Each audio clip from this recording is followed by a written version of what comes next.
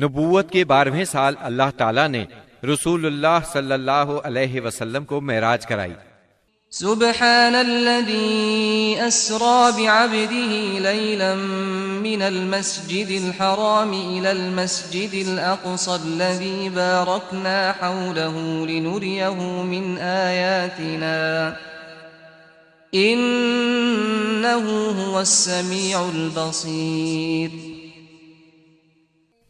پاک ہے وہ ذات جس نے اپنے بندے کو راتوں رات مسجد حرام سے مسجد اقصی تک کی سیر کرائی، جس کے گرد ہم نے برکت دے رکھی ہے تاکہ اسے ہم اپنی نشانیاں دکھائیں۔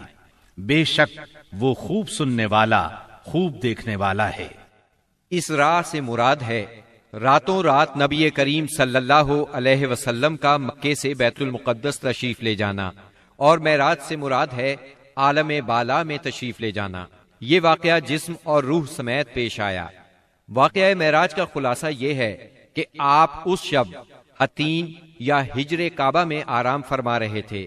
اس وقت آپ بیداری اور نیند کی ملی جلی حالت میں تھے۔ ایسے میں جبرائیل علیہ السلام تشریف لائے۔ انہوں نے آپ کے سینہ مبارک کو چاک کیا اور آب زمزم سے دھو کر ایمان اور حکمت سے بھر دیا۔ پھر آپ کے سامنے سواری کے لیے براق لایا گیا، جو گھوڑے سے قدرے چھوٹا سفید رنگ کا جانور تھا۔ اس کی تیز رفتاری کی وجہ سے اسے براق کا نام دیا گیا۔ اس کا قدم جہاں تک نظر جاتی تھی وہاں پڑتا تھا۔ اس پر سوار ہو کر آپ بیت المقدس تشریف لے گئے، مسجد اقصی میں داخل ہوئے، 2 رکعت نماز ادا کی، اس میں تمام انبیاء کی امامت کرائی۔ پھر جبرائیل علیہ السلام آپ کے پاس 2 برتن لائے، ایک میں شراب تھی، دوسرے میں دودھ۔ آپ نے دودھ پسند فرمایا۔ اس پر جبریل علیہ السلام نے کہا، آپ نے فطرت پائی، آپ کو ہدایت نصیب ہوئی اور آپ کی امت کو بھی۔ اگر آپ شراب کو پسند فرماتے تو آپ کی امت گمراہ ہو جاتی۔ اس کے بعد آپ کو بیت المقدس سے آسمان دنیا تک لے جایا گیا۔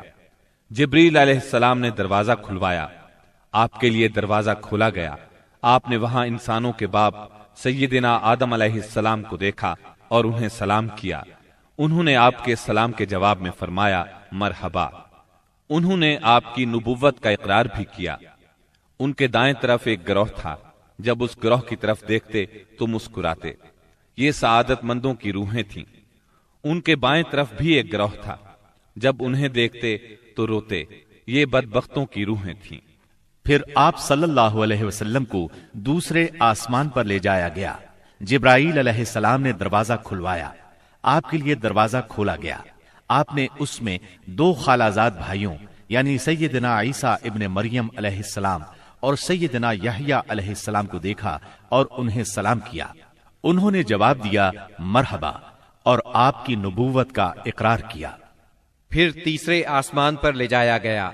وہاں آپ نے سیدنا یوسف علیہ السلام کو دیکھا۔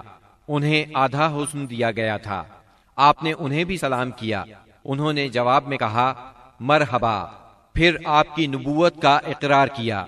پھر آپ کو چوتھے آسمان پر لے جایا گیا۔ وہاں سیدنا ادریس علیہ السلام کو دیکھا اور آپ نے سلام کیا۔ انہوں نے سلام کا جواب دیا مرحبا اور آپ کی نبوت کا اقرار کیا۔ پھر 5ویں آسمان پر لے جایا گیا۔ وہاں سیدنا ہارون علیہ السلام کو دیکھا اور انہیں سلام کیا۔ انہوں نے سلام کا جواب دیا مرحبا اور آپ کی نبوت کا اقرار کیا۔ پھر آپ کو 6 آسمان پر لے جایا گیا۔ وہاں سیدنا موسیٰ بن عمران علیہ السلام سے ملاقات ہوئی۔ آپ نے انہیں سلام کیا۔ انہوں نے جواب میں کہا مرحبا اور آپ کی نبوت کا اقرار کیا۔ اس کے بعد آپ کو 7ویں آسمان پر لے جایا گیا۔ وہاں آپ کی ملاقات ابراہیم علیہ السلام سے ہوئی۔ آپ نے انہیں سلام کیا۔ جواب میں انہوں نے کہا مرحبا اور آپ کی نبوت کا اقرار کیا۔ وہ اپنی پشت بیت معمور سے لگائے ہوئے تھے، جس میں روزانہ 70,000 فرشتے داخل ہوتے ہیں، اور وہاں ان کے پلٹنے کی باری نہیں آتی۔ پھر آپ کو سدرۃ المنتہا تک لے جایا گیا۔ اس کے پتے ہاتھی کے کان جیسے اور پھل بڑے کونڈوں یا ٹھیلوں جیسے تھے۔ پھر اس پر سونے کے پتنگے چھا گئے، اور اللہ کے حکم سے جو کچھ چھانا تھا چھا گیا۔ اس سے وہ سدرہ یعنی بیری کا درخت تبدیل ہو کر اتنا خوبصورت ہو گیا کہ اللہ کی کوئی مخلوق اس کا حسن بیان کرنے کی تاب نہیں رکھتی۔ پھر آپ کو جبار جل جلالہ کے حضور لے جایا گیا اور آپ باری تعالیٰ کے اتنے قریب ہو گئے کہ 2 کمانوں کے برابر یا اس سے بھی کم فاصلہ رہ گیا۔ اس وقت اللہ نے آپ پر اور آپ کی امت پر دن رات میں 5 نمازیں فرض فرمائیں۔